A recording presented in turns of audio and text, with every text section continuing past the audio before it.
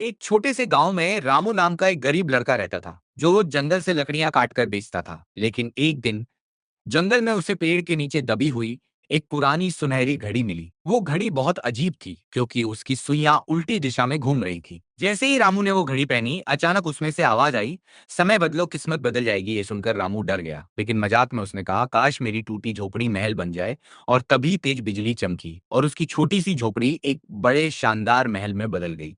ये देखकर रामू की आंखें फटी फटी रह गईं।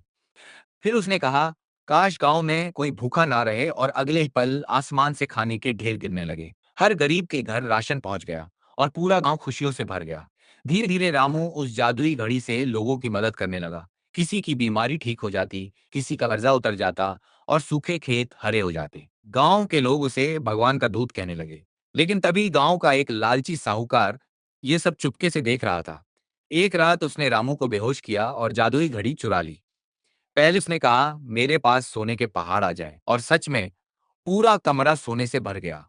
फिर उसने कहा, पूरा गांव मेरा गुलाम बन जाए। लेकिन अचानक आसमान काला हो गया, घड़ी की सुइयां तेजी से घूमने लगी और तभी जोरदार धमाका हुआ। साहूकार का महल टूटने लगा, सोना मिट्टी में बदल गया और उसके सारे नौकर गायब हो गए। घड़ी लाल रंग में चमकने लगी और तभी आसमान से डरावनी आवाज आई, जो ताकत दूसरों की भलाई के लिए होती है, वो लालचियों को कभी माफ नहीं करती।